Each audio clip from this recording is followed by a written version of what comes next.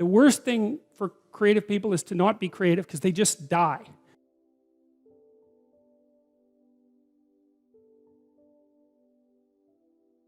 And because it's like maybe you're a tree with a few major branches, you know?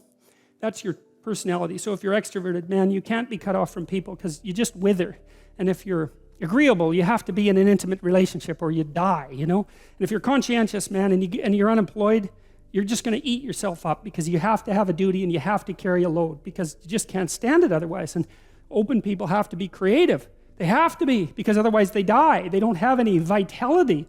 And so they're cursed with the necessity of putting a foot out into the unknown and making sense of it. And then they're also cursed with the necessity of trying to make a living while they're doing that, which they can't, because you can't. It's almost impossible to monetize creative action, as many of you who are creative will no doubt find out. It's very, very frustrating. It's not that creative action is without value, right? Because the creative people are entrepreneurs, and the creative people revitalize cities, and the creative people make things magnificent and beautiful. You think about what's happened in Europe over the last 1,000 years, say 2,000 years, this amazing, unbelievable collaboration to make things so beautiful that they're jaw-dropping when you walk into them. And you think about the economic value of that, right? I mean, I think it's either France or Spain that's the most visited country in the world. It's one of those two. I think there's more tourists in France than there are people most of the time. And part of the reason for that is it's just so damn beautiful. You just can't stand it. And you think, what's the economic value of that? It's absolutely incalculable. And what's interesting too is that you build that beauty in, and then the farther away you get from it in time, the more valuable it becomes, right? Instead of decaying, it has exactly the opposite effect. Its value magnifies. And one of the things that I'm deeply ashamed of as a Canadian is that our sense of beauty is so underdeveloped. We're so primitive. It's not even primitive, that's the wrong word, because, you know, I don't know what it is. It's second rate. It's second rate at least. It's terror too, because people are afraid of beauty. But the idea that art is, the conservatives really have a problem with this in particular, because conservative people tend not to be that creative. And it's a mystery by temperament. It's a mystery to me, because they should be concerned with economic development, and beauty is so unbelievably crucial to economic development that it just yells out at you, you know. So anyway, so that's what artists are doing. And so one of the things I would say is buy a damn piece of art, you know. Find one that really speaks to you, and buy a piece of art, because you invite that into your life, and it's a look out if you do it. If it's a real piece of art, because you'll also get a little introduction to the artist, and then that'll seep into your life, and that'll change things like mad. But it's unbelievably worth it, because it opens your eyes to the domain of the transcendent. That's the right way of thinking about it. A real piece of art is a window into the transcendent. That's what it is.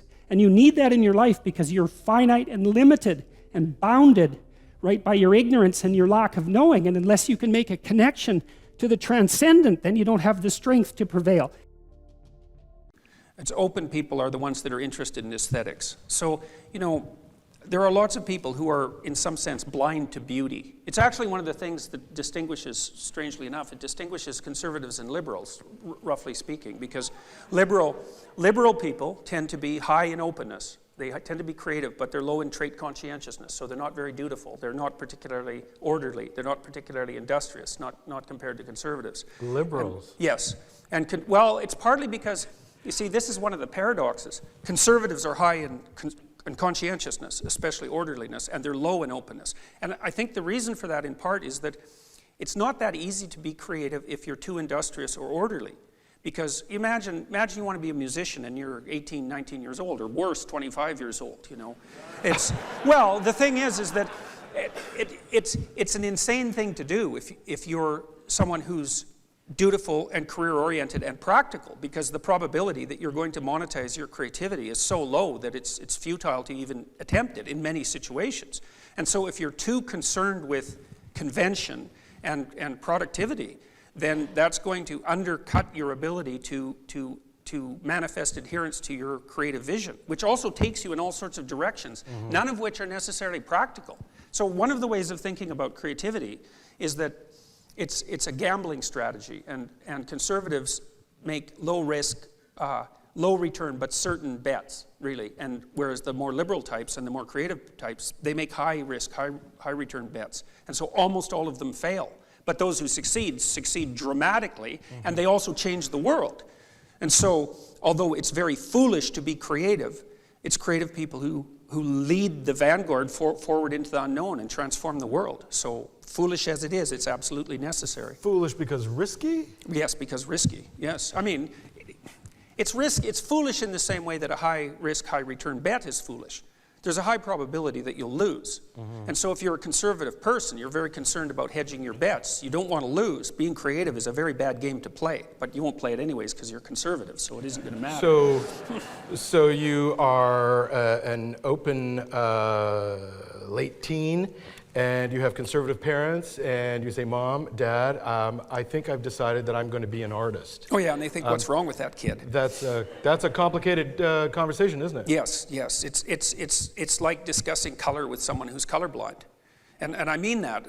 And it's actually a perverse thing about conservatives in some sense, because the data on the economic utility of artists is really, really strong. I mean, artists and entrepreneurs are the same people. And of course, entrepreneurs are the people who provide all of the vision for the entire capitalist system. They're absolutely necessary.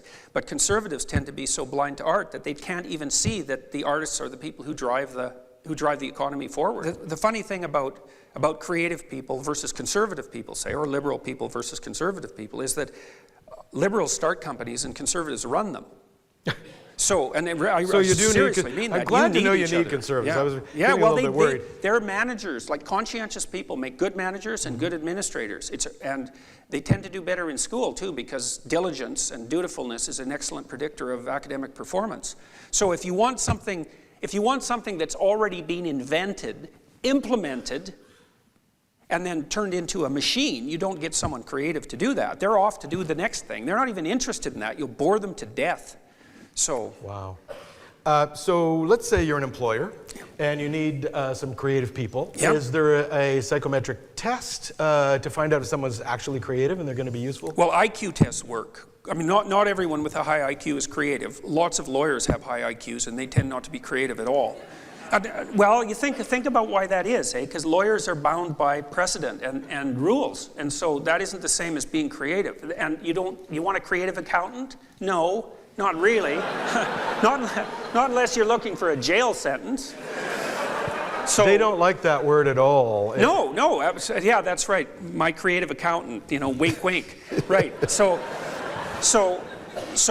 I mean, I psychometrically tested the 100 most creative lawyers in Canada as a project about 15 years ago with a magazine called L'Expert, which was a high prestige magazine among lawyers. And we had lawyers from across the country be nominated by their firms for creativity. And so we got some really, these were outstanding lawyers. So, and we tested them psychometrically, very, very high in intelligence, but not creative at all. The first trait was conscientious, dutiful, hardworking, diligent, industrious, orderly. Because you're working 70 hours a week, and you better bloody well work if you're in a position like that too. So it's nose to the grindstone stuff. Very low in neuroticism because it's very stressful. So they didn't experience much negative emotion. Very disagreeable people. Well, they're litigators, eh? And so they want to win. They're not compassionate and they're not polite. And only after that were they open. So they weren't creative at all, but they were extraordinarily intelligent. So. Do employers look for creative people? No, not generally. Well, it's a real conundrum. So one of the things that's happening right now is that in most businesses, the non-creative people are increasingly being replaced by machines, right? Because anything that's creative can't really be turned into an algorithm that you can run as a machine, but anything that isn't creative can be. And so there's increasing demand in corporations for creative people, but the problem with being creative is that you're useless at the bottom of the dominance hierarchy. Because at the bottom of the dominance hierarchy, so a power hierarchy, you should do what you're told to do. You're not there to think outside the box. You're there to learn what you're supposed to do and implement it. And creative people are that isn't what they do. Now, what happens, though, to companies is that because they filter all the creative people out at the bottom, and then people start to rise up to the top, you really need creative people at the top because they are the entrepreneurial types, and they're the ones, for example, in law firms, even though lawyers aren't very creative, the more entrepreneurial ones are the ones that bring in all the business. There's like great lawyers who can implement, who can write well and communicate well. They're not a dime a dozen, but they're relatively common. But the ones who are entrepreneurial, who can go out there and drum up new business, man, those people are hyper valuable, and they're very rare. But it's also very difficult to nurse them within any system, because systems do not nurture creativity. They're the antithesis of creativity, because the artist is always the person who stands outside the structure, and so, or maybe builds his or her own structure, you know, which is also why it's hard to evaluate creative people. You can't, really, because if they're operating within the confines of a system that has an evaluative structure, they're not creative. So they're a real pain to try to manage and to organize. But you can select them. You select people who are high in intelligence and high in openness. What kind of propels you up hierarchies of authority is intelligence and conscientiousness, right? And so then you might say, well, what about creativity? And it looks like creativity is, as you sort of know, is an out-of-the-box phenomena. And the problem is that if you're within a hierarchy, there's a ladder upward that you can climb rung by rung, and basically to do that you have to do your damn job. Now you might say, yeah, well, isn't creativity, you know, necessary? And the answer to that is absolutely, but it's not that useful when you're at the bottom, because who the hell wants to hear your damn creative ideas when you're just starting out? You know, you're just a pain in the neck. Even if you're right, even if you're brilliant, you're just a pain in the neck if you're creative at the bottom, because you're coming up with all these radical ideas that are going to shake up the structure of the hierarchy. And plus, you haven't indicated your credibility. You haven't demonstrated your credibility to any great degree, so people are going to just write you off they're just going to write you off because it's easier than taking you seriously. Now, the funny thing is that as you climb up the hierarchy, creativity becomes increasingly necessary, until when you're at the very top, it's absolutely vital. And many companies suffer from the fact that they, promote conscientious people continually up the ladder, and then they end up at the top with no creative people. But it's hard for the creative people to climb to the top, because creativity isn't one of those things that ratchets you up a hierarchy of competence. So they're efficient on the conscientious end and efficient on the intelligent end, but creativity is a whole different thing. I mean, partly because how the hell do you evaluate a creative person? You can't, by definition, because to have a structure of evaluation means that something has to be done in a tried and true and measurable manner, and that isn't what a creative person does. Like they make a left turn, you know, a 90-degree turn, and they say, well, I'm going to do it completely differently. It's like, well, how is someone going to evaluate you if you do that? Now, you might be right, and you know, creative people are often wrong, but sometimes and vitally dead right when no one else is. But it's really problematic. I mean, if you're a creative person, your best bet, I would say, is to discipline yourself and ground yourself in something relatively practical that will enable you to eke out some sort of living, and then to practice your creative endeavor on the side. You can head headlong into it and try to make money and be creative at the same time, but I'll tell you, man, my experience has taught me, and this is a lot of experience and a lot of watching, and it's not something I'm happy to say, is that it's very difficult for creative people to monetize their creativity, and most of the time it's an exercise in futility.